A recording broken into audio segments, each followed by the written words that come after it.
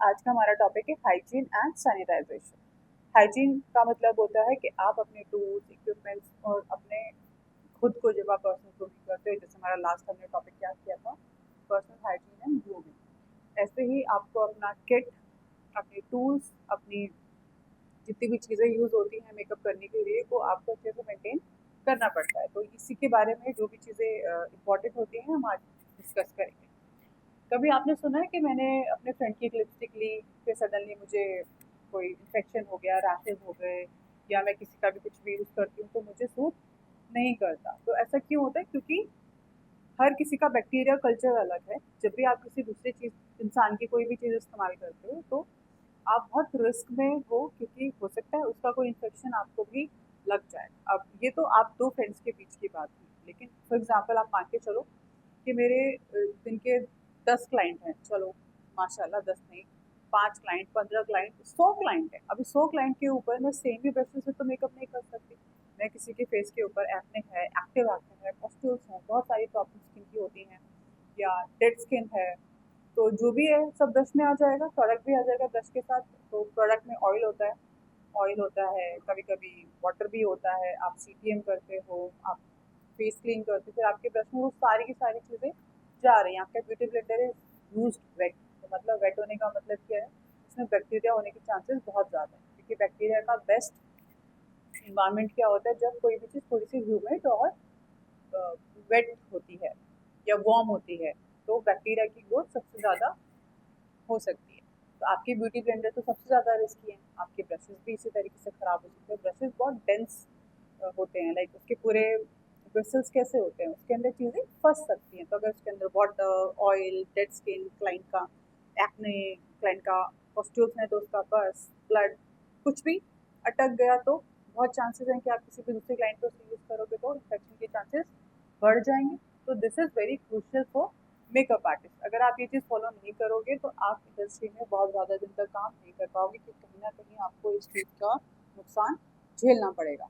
Okay, अब hygiene important क्यों होती है? फर्स्ट, क्लाइंट की हेल्थ मेंटेन होती है, आपका रेपुटेशन मेंटेन होता है, रिस्क कंटामिनेशन का रिस्क कम होता है, ग्रोथ ऑफ बैक्टीरिया फंगाई कम होती है, आप compliance with regulation. Compliance with regulation का मतलब है कि जब भी आप कोई काम करते हो, एक कुछ अथॉरिटीज़ होती हैं, लाइक आपको अगर फूड बिजनेस में जाना है तो देश FASSI करके एक लाइसेंस होता है जो आपको लेना पड़ता है।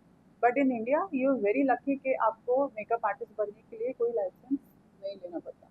ये अच्छा भी है और ये खराब भी है। अच्छा है उन लोगों के लिए जो यूट्यूब से, इंस्टाग्राम से बिना हाइजीन के बारे में जाने, बिना टूल्स की सैनिटाइजेशन के बारे में जाने अपना मेकअप स्टार्ट कर देते हैं, काम करने लगते हैं। और ना तो क्लाइंट इतना अवेयर है, ना मेकअप आर्टिस्ट इतना अवेयर है कि उसको ये सारी चीज़ें भी सीखनी चाहिए। अब उससे स्टाफ की हेल्थ भी अच्छी रहती है। आप किसी सैलून में और आप सारे के सारे हाइजीन प्रोटोकॉल्स अगर मेंटेन कर रहे हो तो आपके हाइजीन में, मतलब आपके सैलून में भी कोई प्रॉब्लम हाइजीन की होने नहीं वाली, ना क्लाइंट्स के साथ, ना आपके स्टाफ के साथ। दूसरा, आपके जितने भी इक्विपमेंट्स एंड टूल्स हैं वो भी अच्छे से मेंटेन होते हैं। अब इससे आपके क्लाइंट का कॉन्फिडेंस भी बढ़ता है। क्यों क्लाइंट का कॉन्फिडेंस क्यों बढ़ता है? अभी फॉर एग्जांपल उसने 5 लोगों से, 10 लोगों से ऑलरेडी मेकअप करवा रखा है, आप थे छठे जिसके पास वो गई।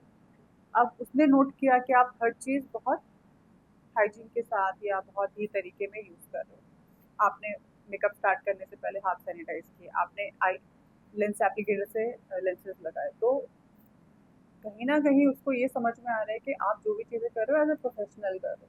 तो एक नौसिखिया आर्टिस्ट की तरह बिहेव करोगे, सब कुछ बस लगाना ही तो है। क्लाइंट को क्या पता? क्लाइंट को कुछ नहीं पता। बस आज के टाइम में क्लाइंट के पास इतने ऑप्शन है ना, इसका जब मन करेगा वो कहीं पे भी जा सकता है। तो if you want to retain your clients you need to make sure your hygiene is maintain, your tools are clean, you are nicely dressed. आपको अपनी पर्सनल ग्रूमिंग पे, अपनी पर्सनालिटी पे, अपने टूल्स पे, अपनी हाइजीन पे, अपनी सेटअप पे जो आप उनको एक्सपीरियंस दे रहे हो, हर चीज़ के ऊपर काम करना पड़ेगा। मोस्टली आर्टिस्ट क्या सोचते हैं कि मैंने तो अभी मेकअप करना सीख लिया, अभी तो मेरे लिए नौकरी की बरसात होनी चाहिए, क्लाइंट आ जानी चाहिए। बट ऐसा क्यों नहीं हो पाता? क्योंकि आपने मेकअप में ब्रश चलाने को सीख लिया, बट उसके अलावा क्या? आपने क्या बात करना सीखा? क्या आपने क्लाइंट हैंडल करना सीखा? क्या आपने खुद के ऊपर कुछ इन्वेस्ट किया? आपने पर्सनल ग्रूमिंग पे, हाइजीन पे, इतनी सारी चीज़ें हैं जो आपकी सब टिप टॉप होनी चाहिए। क्योंकि आज इतना कंपटीशन है ना मार्केट में, सिर्फ आप ब्रश अच्छा चलाते हो उससे आपको काम नहीं मिलने वाला, ये फैक्ट है। तो जितने भी अच्छे अकेडमीज हैं या खराब अकेडमीज हैं या बेकार अकेडमीज हैं, यूट्यूब, इंस्टाग्राम, आप कहीं से भी सीखो, सीखना आपके स्किल है, लेकिन वो स्किल आप सेल आउट तभी कर पाओगे जब आपको लोग देख के क्रेडिबल समझेंगे। आपकी क्रेडिबिलिटी आती है, आप कितने डिसिप्लिन हो अपनी लाइफ में, आप टाइम पे पहुंचते हो, आप बिल्कुल तरीके से प्रोफेशनली ड्रेसअप होकर जा रहे हो, राइट, आप तरीके से बात कर रहे हो, the way you talk, the way you move, the way you hold your brush, every single thing counts. अगर ये सारी चीज़ें क्लाइंट को देख के अच्छी नहीं लग रही हैं, वो आपको आगे से नहीं बुलाने वाला। आपका काम वहीं के वहीं उस क्लाइंट से तो खत्म हो गया। हो सकता है क्लाइंट को आपका मेकअप उतना अच्छा ना लगे, बट इफ दे फाइंड कि you were professional, you were good at everything that you did, you were doing the things right, so he or she might still rebook you even if she did not like the makeup, right? Because makeup is a personal choice. हो सकता है उसको तुम्हारी lipstick की choice अच्छी नहीं लगी, हो सकता है उस दिन उसे वो चीज़ अच्छी नहीं लगी, but she kind of nose कि हर चीज़ एक जैसी नहीं होती, हर दिन एक जैसा नहीं होता, but still she would be booking you. ठीक है, ओके। अब first is prevents the spread of infection. Maintaining good hygiene practices prevents the spread of infections and diseases among clients and staff. Okay. What does this mean? This means कि अगर आप hygiene follow करते हो तो आपके client को, आपको, आपके स्टाफ को, किसी को भी कुछ हाइजीन से रिलेटेड प्रॉब्लम नहीं होने वाली।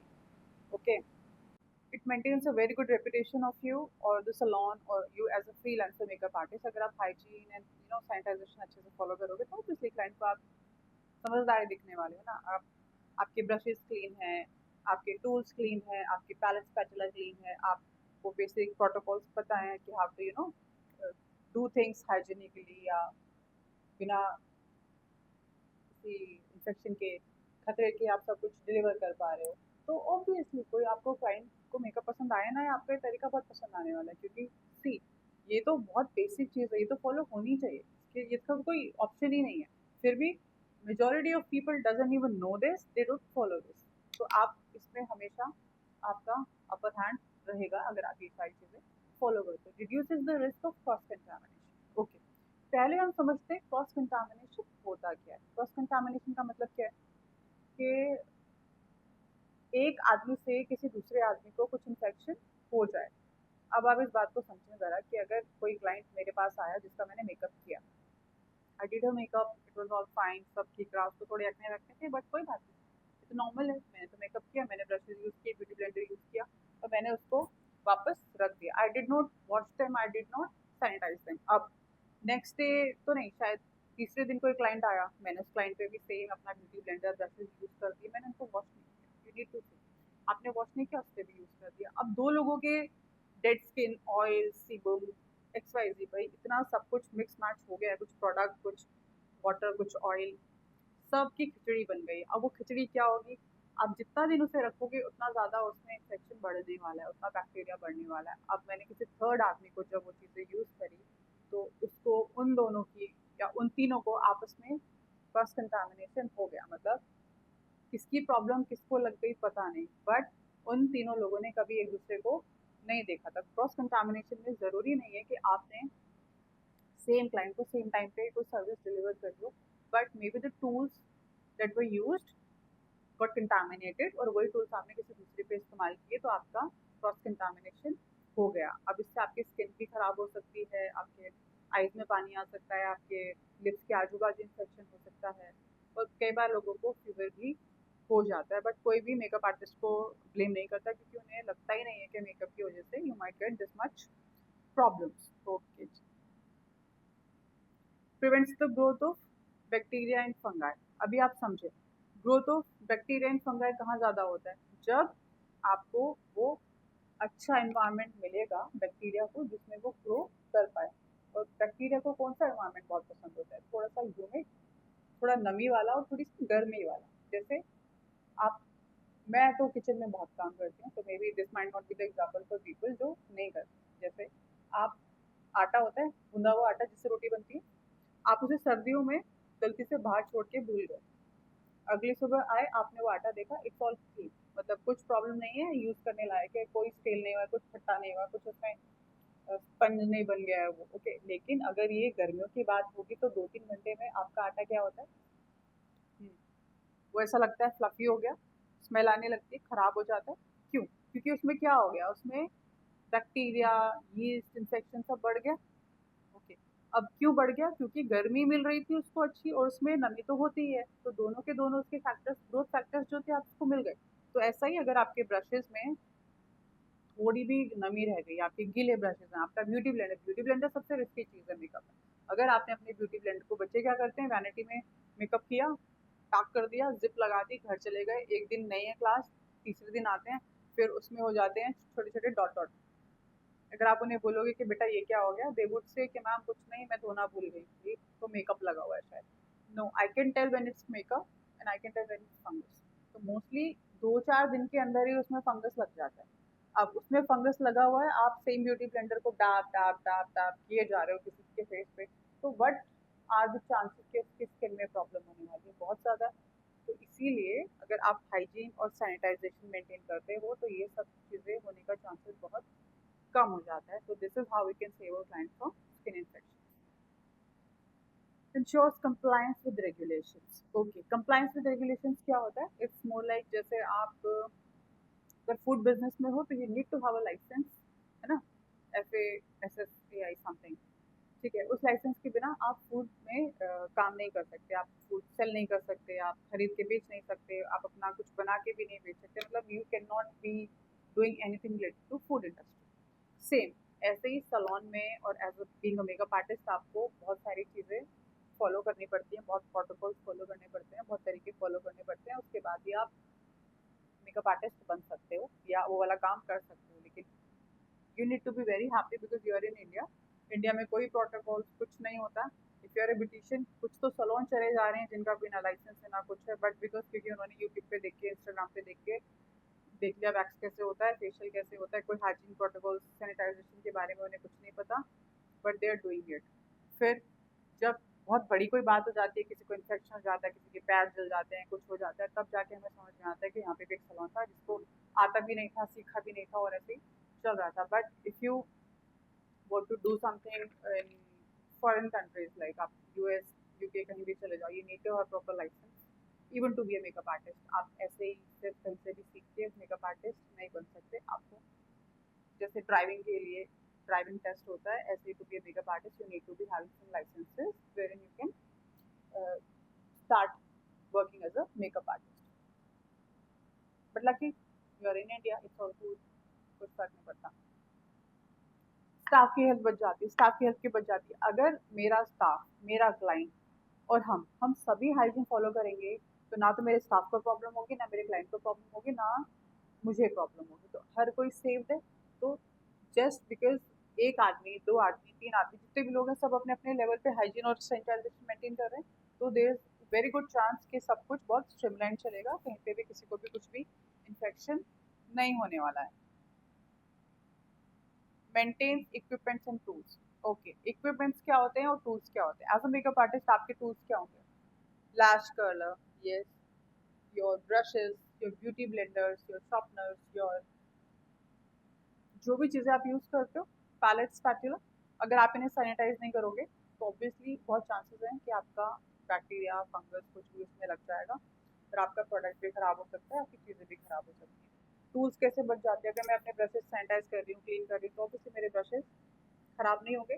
अगर मैं उन्हें ठीक से ब्रश नहीं करती, तो क्लीन नहीं करती, उसमें बैक्टीरिया बनेगा, फंगस बनेगा, कुछ टाइम बाद क्या होगा, उनके ब्रशेस भी शेड हो सकते हैं, ब्यूटी ब्लेंडर में फंगस लग जाएगा, वो किसी काम का नहीं रहने वाला है। तो this is very very important for you to follow hygiene protocols. Client का कॉन्फिडेंस बढ़ जाता है आपके साथ। क्लाइंट का कॉन्फिडेंस क्यों बढ़ जाता है? अगर आप हाइजीन मेंटेन करते हो तो क्लाइंट का कॉन्फिडेंस क्यों बढ़ जाता है? क्योंकि उसको पता है कि अब वो सेफ हैंड्स में है, आप प्रॉपर सैनिटाइज कर रहे हो, आपके ब्रशेस क्लीन हैं, आपकी पैलेट स्पैटुला क्लीन है, आप डबल डिपिंग नहीं कर रहे हो, आप कुछ भी रॉन्ग तरीके से कर रहे हो, कुछ भी डायरेक्टली फेस पे नहीं लगा रहे हो, तो may be client might not be this much aware. एक तो क्लाइंट को इतनी अवेयरनेस ही नहीं है कि प्रोडक्ट या मेकअप लगना कैसे चाहिए। आप मस्कारा लगा रहे हो, वॉन्ट से लगा रहे हो, डिस्पोजेबल वॉन्ट से लगा रहे हो, लिप ग्लॉस उसी तरीके से लगा रहे हो, अगर आप सब चीज़ें मेंटेन करो तो मे बी अगर आप फर्स्ट हो तो उसका स्टैंडर्ड सेट हो गया कि यार ये तरीका है, ऐसे ही होना चाहिए। आप उसके तीसरे चौथे मेकअप आर्टिस्ट हो, पहले वो 2-4 से करवा चुके हैं, जिनको स्टैंडर्ड्स नहीं पता थे, जो फॉलो नहीं कर रहे, तो you might be having an upper hand, right? तो हमें ये नहीं सोचना है कि अरे ये तो क्लाइंट है, इसको क्या ही पता है, इसको तो कुछ भी नहीं पता है. The day one you get with your client is the day they would make or break your image in their head. ठीक है. तो फर्स्ट इम्प्रेशन के टाइम पे तो आपको एक्स्ट्रा एक्स्ट्रा एक्स्ट्रा ध्यान देना पड़ेगा, क्योंकि the way you talk, the way you dress up, the way you make your setup, the way you talk, the way you eat, the way you do anything, वो आपको जब से आप मिले हो, जब से आप जाओगे, आपको हर एक स्टेज पे क्या कर रहे हैं, ऑब्जर्व कर रहे हैं, जज भी कर रहे हैं, सब कुछ कर रहे हैं. तो you need to make sure कि आपका first impression should be amazing, अच्छा होना चाहिए. अगर आपने अपने ऊपर काम नहीं किया, आपने सिर्फ मेकअप करना सीखा, लेकिन आपने अपनी पर्सनालिटी पे काम नहीं किया, अपने बात करने के तरीके पे काम नहीं किया, आप कॉन्टूर को कॉन्टूर बोल रहे हो, लिपस्टिक बोल रहे हो. सी, एज अ मेकअप आर्टिस्ट बहुत कम वोकेबलरी आपको सीखनी पड़ेगी. बट अगर आपने उतनी भी मेहनत नहीं करी, ये कोई बहाना नहीं है कि मैम मैं तो हिंदी मीडियम स्कूल से था. हिंदी मीडियम स्कूल वाले बच्चे से भी अगर मैं ये पूछ लूँ कि बेटा लिपस्टिक को हिंदी में क्या बोलते हैं, उनके पास जवाब नहीं होगा. तो मे बी दे नो, एक ही शब्द पता है उनको, उनको लिपस्टिक ही पता है, पाउडर, पाउडर, पाउडर पाउडर करना. तो may be even they don't know कि उसको हिंदी में क्या बोला जाएगा. तो जो वर्ड की हिंदी हिंदी वालों को नहीं पता है, इंग्लिश वालों को क्या पता होगी. लेकिन यू नीड टू सी, अगर आप इस लाइन में आ गए हो तो अब तो आपको ये चीज़ें सीखनी पड़ेंगी. ये बहाना देना कि नहीं मैम हम ऐसे घर से हैं, वैसे घर से, हम इतनी पढ़ाई नहीं कर पाए, ये नहीं कर पाए, वो नहीं कर पाए, इट्स ऑल नो. कुछ आपने सोचा है कि मैं करूँगी, तो उसके लिए जो लगेगा आपको करना पड़ेगा. तो you need to be working on your personality, you need to be working how you talk to people, you need to be working on your vocab, how you pronounce your words, how you know lay your setup, how you enter a room, what kind of energy you have when you enter a room. आप कितने positive हो अपने काम के बारे में, आप कितने पॉजिटिव हो अपनी ग्रोथ के बारे में, would make you or break you. क्योंकि being a makeup artist is not about, ये तो सब कर रहे हैं. ये तो मेरी बेटी 10 साल की, मैं उसे एक यूट्यूब वीडियो दे दूँ, सामान यहाँ दे दूँ, वो भी कुछ ना कुछ तो कॉपी पेस्ट कर ही लेगी. तो आपको समझना पड़ेगा, सिर्फ मेकअप सीखने से नहीं होगा, आपको बहुत सारी चीज़ें सीखनी पड़ेंगी. तो first thing that you can add to your self would be having proper hygiene and sanitisation. ये बहुत लोग फॉलो नहीं करते. कुछ 80% को तो पता ही नहीं है. 20% जिनको पता है उनको भी लगता है आलस है, क्यों मैं एक्स्ट्रा करूं जब दुनिया नहीं कर रही है. But if you do that, people would notice you and people would be thinking that you are credible, you are someone who is professional, and they would value you as a makeup artist. Okay, makeup hygiene. Makeup hygiene क्यों ज़रूरी है? क्योंकि आप अगर skin अच्छी नहीं है ना, अगर आपका बेस अच्छा नहीं है, तो मेकअप भी अच्छा नहीं आने वाला. दूसरा, अगर आप कितना भी मेहनत करके मेकअप लगा लो, but if you are not following proper hygiene, आप उतने अच्छे तरीके से मेहनत लगा के उसे उतार नहीं रहे हो, तो आपकी स्किन कुछ टाइम बाद बर्बाद होने वाली है. तो वैसे as a matter of fact I would tell you कि मेकअप लगाने से किसी की स्किन खराब नहीं होती. स्किन खराब होती है राइट तरीके से उसको ना निकालने से. मेकअप कुछ भी नुकसान नहीं करता. मेकअप इतना फाइन नहीं होता कि आपकी स्किन के अंदर जाके भर जाए. हाइजीन क्यों ज़रूरी है? क्योंकि if hygiene is not maintain, it can lead to skin allergies and infections. Okay. Contaminates products. Okay. Reduces the life span of product. Very good. तो अगर आप हाइजीन मेंटेन नहीं करोगे, तो एक तो स्किन इन्फेक्शन हो सकते हैं आपको, आपके क्लाइंट को. आप खुद पे भी तो मेकअप लगाओगे, तो क्लाइंट को तो नहीं लगाओगे. दूसरा, आपके प्रोडक्ट खराब हो सकता है. अगर मैंने ब्रश से ही फाउंडेशन निकाल लिया और मेरे ब्रश में कुछ भी लिक्विड था या कुछ भी था मेरे फाउंडेशन की बॉटल में गया, अभी कुछ दिन में क्या होगा, वो खराब हो जाएगी. मैंने लिपस्टिक ली, मैंने किसी के लिप्स पे लगा दी, अब हो सकता है उसने तभी पानी पिया हो या थोड़ा सलाइवा मेरे लिपस्टिक के वॉन्ट पे चला गया, मैंने बंद करके उसको रख दिया.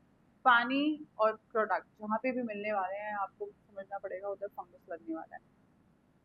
कई बार कुछ लोगों की बॉन्ड ना ब्लैक पड़ जाती है, तो वो क्यों होती है? बिकॉज फंगस लग गया. तीसरा क्या होता है? Reduces the life span. Obviously अगर उसमें फंगस लग गया तो आप उसको और ज़्यादा यूज़ नहीं कर सकते. तो आप अगर आप हाइजीन मेंटेन करोगे, आपका प्रोडक्ट बचेगा, आपका क्लाइंट बचेगा और आपकी रेपुटेशन बचेगी. If tools are not clean, tools मतलब अगर ब्रशेस क्लीन नहीं है तो उस पर बैक्टीरिया लग सकता है. उस पर बैक्टीरिया लगेगा, वो ब्रश किसी के फेस पे जाएगा, उसके फेस पे भी प्रॉब्लम हो सकती है. Product deposition on bristles. Product deposition on bristles का मतलब है कि अगर मेरे ब्रश पे पिंक ब्लश लगा हुआ है और मुझे किसी को अब कॉन्टोर लगाना है उसी ब्रश पे, तो मेरा कॉन्टोर का colour would turn a little red और पिंक। वाई? क्योंकि आपका पिगमेंट दूसरे पिगमेंट से नेक्स्ट मैच होगा। लाइक नेक्स्ट कुछ क्लासेस में कलर थ्योरी पढ़ने वाले हैं, उसमें आपको समझ में आएगा। तो ब्रश का क्लीन होना और ब्रश का सैनिटाइज होना दो अलग चीज़ है। फॉर एग्जाम्पल, अगर मेरे हाथ में कोई ब्रश है, फॉर एग्जाम्पल मेरे हाथ में कोई ब्रश है, उस ब्रश पे मैंने रेड कलर लगाया हुआ है। अब आई शेडो ब्रश है, वो रेड कलर लगा हुआ है, मैंने अब ब्लू पकड़ लिया because I want to use blue, तो मेरा रेड और ब्लू मिक्स होकर पर्पल बनाएगा, तो मेरा कलर ब्लू नहीं आने वाला। तो फर्स्ट थिंग, आपका पिगमेंट करेक्ट आए के लिए आपका ब्रश क्लीन होना चाहिए। आपका क्लाइंट रिस्क फ्री इन्फेक्शन के डर से मेकअप करवा ले के लिए आपका ब्रश सैनिटाइज होना चाहिए। तो ब्रश का क्लीन होना और ब्रश का सैनिटाइज होना अलग चीज़ है। ब्रश क्लीन नहीं होगा तो आपका कलर ठीक नहीं आएगा, लेकिन अगर ब्रश सैनिटाइज नहीं होगा तो हो सकता है आपके क्लाइंट को उससे इन्फेक्शन हो जाए, तो वो ब्लीडिंग ग्राउंड है बैक्टीरिया के लिए, विच इज़ नॉट सेफ। तो these are two different things, लेकिन दोनों ही आपस में ज़रूरी हैं। तो आपका ब्रश क्लीन भी होना चाहिए और आपका ब्रश सैनिटाइज भी होना चाहिए। Alters the shade on application, natural oil from skin getting transmitted to brushes. Yes, ये सेम चीज़ बार बार आ रही है। डेड स्किन स्किन ब्रश पे जा सकती है, आपके ब्रश पे कलर रह सकता है जो आपके फाइनल कलर को चेंज कर दे, या आपका कलर वैसा ना आए जैसा आप चाह रहे थे, क्योंकि कलर भी मिक्स मैच होते हैं तो कलर अलग बन जाते हैं। Personal hygiene, okay, personal hygiene हम कैसे मेंटेन कर सकते हैं when you are doing makeup? पहला, या तो आप you sanitise your hand, you sanitise your hand, you sanitise your hand. जितनी बार आप क्लाइंट को ब्रेक लेके टच कर रहे हो, for example I started, I would sanitise my hands, I did her makeup, then I went for a break, I come back, I sanitise. Every single time you are coming from somewhere, you need to make sure कि आप client के सामने आके sanitise करो। No matter आपने washroom में जाके कितनी भी बार अपने हाथ कितनी भी बार साबुन से वॉश कर दिए। The most trusted way, credible way client का ट्रस्ट जीतने का would be you sanitise your hand right before you start, कहीं से भी बाहर से आके। ठीक है, अपने finger nails, they shouldn't be very long, ये बहुत लंबे नहीं होने चाहिए, दे शुड बी क्लीन। आप उनको क्लीन करके रखोगे या आप बिल्कुल उनको छोटा ट्रिम करके रखोगे, नेल एक्सटेंशन नहीं चलेंगे। और बार बार आप क्लाइंट के ऊपर जब काम करो, अपनी आंखें, अपने लिप्स, अपनी skin, do not try to keep on doing that. आप बार बार ये सब नहीं करो, क्योंकि आपने यहाँ पे हाथ लगाया फिर आपने क्लाइंट को हाथ लगाया, राइट?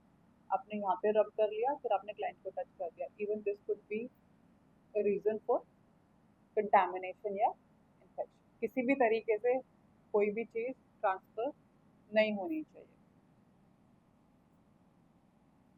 मेकअप टूल्स हाइजीन कैसे मेंटेन होगी? Clean and disinfect makeup brushes and tools regularly. जितने भी आपके टूल्स हैं उसको आप रेगुलरली क्लीन करोगे, सैनिटाइज करोगे। Brushes can be washed and can be sanitised. Wash करेंगे तो आप एंटीबैक्टीरियल सोप से वॉश कर लो, तो वो क्या होते हैं, वो डिसइंफेक्ट भी हो जाते हैं और सैनिटाइज भी हो जाते हैं। ब्रश क्लीनर्स आते हैं जो उसको क्लीन भी करते हैं, डिसइंफेक्ट भी कर देते हैं। Very good.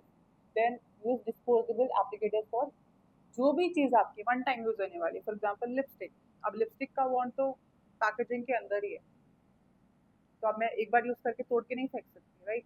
I can use disposable wants. तो मैं डिस्पोजेबल हर क्लाइंट के लिए अलग लूंगी। एक बार क्लाइंट का मैंने लिपस्टिक लगाई, मुझे लग रहा है लिपस्टिक पूरी नहीं पड़ी, कम पड़ गई, तो मैं सेम वॉन्ट वापस नहीं डालूंगी। This is called double dipping. या मैंने मस्कारा लिया, मैंने क्लाइंट को लगाया, मुझे लग रहा है मस्कारा कम पड़ गया, फिर मैंने वही वॉन्ट जो यूज की थी मैंने वापस डाली। नो, वही बात होगी ना कि एक ही प्लेट से चार लोग बिरयानी खा रहे हैं, सबकी अपनी स्पून है, तो फर्स्ट टाइम दे देख तो बिरयानी, इट्स ऑल कूल, सबकी फ्रेश चम्मच थी। लेकिन आप नेक्स्ट टाइम सेम चम्मच को इसमें डालोगे तो आपकी सारी की सारी बिरयानी छुट्टी हो जाएगी। सेम गोज, जब आप बॉन्ड से आपने एक बार मस्कारा लगा दिया, आप सेम मस्कारा में वापस नहीं डालोगे, you need to take another one. तो this particular thing is called double dipping. You can not use it twice. Double time आप डिप नहीं कर सकते किसी भी वॉन्ड को, डिस्पोजेबल वॉन्ड को प्रोडक्ट के अंदर। दूसरा, अपने प्रोडक्ट्स को सैनिटाइज कर सकते हो, लाइक पाउडर प्रोडक्ट्स को हम सैनिटाइज कर सकते हैं जितने भी क्रीम प्रोडक्ट्स हैं इनको हम पैलेट पे निकाल के लेते हैं, जितने भी लिक्विड प्रोडक्ट्स हैं हम पैलेट पे निकाल के लेते हैं, ठीक है। तो वो तो कभी टच कर ही नहीं रहे हैं क्लाइंट को, क्योंकि हम ब्रश से डायरेक्टली से पाउडर प्रोडक्ट उठाते हैं, तो उसको हम स्प्रे से सैनिटाइज कर लेंगे। तो पाउडर प्रोडक्ट को स्प्रे से सैनिटाइज कर लो, लिक्विड क्रीम को पैलेट स्पैटुला से यूज करो, और जो भी आपके डायरेक्ट लगने वाले हैं लाइक लिपस्टिक, ग्लॉस, मस्कारा, ये सारी चीज़ें हम डिस्पोजेबल वॉन्स के थ्रू यूज़ करेंगे। बस इतनी छोटी मोटी सिंपल चीज़ें ये फॉलो हुई तो आपका सारा का सारा हाइजीन वाला पर्पस सॉल्व हो जाएगा। ओके, हाँ, तो ये फोटो में आपको ये दिख रहा है कि यहाँ पे क्या हो रहा है, आप स्प्रे करके अपने पाउडर प्रोडक्ट्स को सैनिटाइज कर सकते हो। सी जितना लिक्विड होगा प्रोडक्ट उतने ज़्यादा चांसेस हैं उसमें ऊपर से नीचे तक चीज़ खराब होने के। फॉर एग्जांपल आपके आई शेडोज या कोई भी पाउडर प्रोडक्ट्स बहुत लेट खराब होते हैं, मतलब उसमें शायद आपको फंगस कभी भी ना दिखे, लेकिन क्रीम में दिख सकती है और लिक्विड में दिख सकते हैं। तो लिक्विड में सबसे ज़्यादा चांसेस हैं इन्फेक्शन के, सॉरी, खराब होने के, या क्रीम में थोड़े कम है, पाउडर में सबसे कम। किट को क्लीन कैसे रखेंगे? किट को एक तो आपको जो भी चीज़ें एक्सपायर हो गई हैं उन्हें आप डिस्कार्ड कर दो। आपकी कितनी महंगी कितनी प्यारी चीज़ थी, लेट इट बी, किट में मत रखो। हो सकता है आपने सिर्फ बहुत महंगा फाउंडेशन की बॉटल है and I love the bottle, you have kept it in your vanity and the client is sitting, आप उसके ऊपर नहीं लगा रहे हो, उसने देख लिया, तो he would be judging every single product that you have their. तो मेक श्योर कोई भी एक्सपायर्ड प्रोडक्ट, कोई भी इन्फेक्टेड प्रोडक्ट आपकी वैनिटी में ना दिखे। वैनिटी बहुत लंबी चौड़ी बनाने की ज़रूरत नहीं होती। If you know colour theory and if you know products कैसे काम करते हैं, आपको बहुत लिमिटेड वैनिटी में बहुत अच्छा मेकअप करना आ जाएगा। When I was a beginner मेरे को लगता था इतनी बड़ी वैनिटी ले लेते हैं और सामान और सामान और सामान, जब मेरे पास पैसे आ जाएंगे या जब मेरे को बहुत क्लाइंट मिल जाएंगे तो मैं बहुत बड़ी वैनिटी बनाऊंगी। But I was so stupid. You don't need a bigger vanity, you need more experience, you need more skills. आप कम से कम वैनिटी में अच्छे से अच्छा मेकअप निकाल सकते हो। तो इतना सारा सारा सामान रखना, इतना सारा सारा सामान रख के फिर मेसी बना देना, टेबल को मेसी बना देना, सेटअप को मेसी बना देना, it doesn't look good. Limited सामान तरीके से यूज करता हुआ आर्टिस्ट बहुत अच्छा दिखता है, और दुनिया भर का सामान रख के और इधर इधर इधर इधर इधर आर्टिस्ट बहुत बेवकूफ दिखता है। तो हमें कहाँ फोकस करना है, हमें स्किल पे फोकस करना है, and we should know how to use a single product in multiple ways. That would save you a lot of time, money, and your effort. Okay. Key to sanitary makeup application. Always wash your hands. Client पे makeup करने से पहले हमेशा अपने हाथ धो लेंगे। Sanitize, clean and wipe pollutants. Okay. Spatula, palette, सब कुछ आपका थोड़ी देर पहले आप सैनिटाइज कर लो। सैनिटाइजर स्प्रे भी आते हैं, स्प्रे कर दिया एंड लेट इट ड्राई। या ब्रशेज आपके क्लीन होने चाहिए, सैनिटाइज होने चाहिए। जितने भी मेकअप करने के लिए कोई भी चीज़ पहले आपकी स्पैटुला पैलेट पे आएगी, उसके बाद ही कहीं और यूज़ होगी। स्पैटुला पैलेट क्या होता है आपको पीडीएफ में दिख जाएगा। Key points to sanitary makeup application. Okay, makeup has an expiry date for a reason. Okay, makeup में एक्सपायरी क्या होती है? ओके, फॉर एग्जांपल मैंने फाउंडेशन आज खरीदा, उसकी एक्सपायरी डेट इज 3 इयर्स, ठीक है। उस पर लिखा है कि वो 2030 में जाके खराब होगा। मैंने उसको आज खरीदा, देन मैंने उसे ओपन किया आज, ठीक है, और वो बना था लास्ट ईयर। तो 2024 से 2030 मतलब 6 साल तक वो आप बॉटल खरीद के रख सकते हो। लेकिन उस पर एक जगह ना कहीं और भी कुछ लिखा होता है, that is shelf life. Shelf life मतलब once you have opened it, तो उसके बाद आप उसे कितने महीने तक यूज कर सकते हैं। फॉर एग्जाम्पल आज मैंने उसे खोल दिया, आज के बाद मैं उसे 6 महीने तक यूज कर पाऊंगी। 6 साल की एक्सपायरी डज नॉट मीन 6 साल तक आप उसे यूज कर सकते हो। 6 साल तक आप उसे अनओपन स्टेट में रख सकते हो। अगर उसकी एक्सपायरी में 6 महीने बचे हैं तो आज आप उसे खोलो, 6 महीना यूज करो। इसकी एक्सपायरी में 2 महीने बचे हैं, तो जिस दिन आप खोलोगे उसके दो महीने बाद वो खराब हो गया। तो शेल्फ लाइफ और एक्सपायरी टू डिफरेंट चीज़ें हैं, बिल्कुल अलग हैं। अगर फाउंडेशन 3 साल की एक्सपायरी का है बट इट सेज कि शेल्फ लाइफ उसकी 3 महीने की, 6 महीने की, 12 महीने की है, इसका मतलब ये है कि जब आप उसे लाके खोल देंगे ओपन करने के बाद वो 12 महीने तक ही यूज होगा, ठीक है।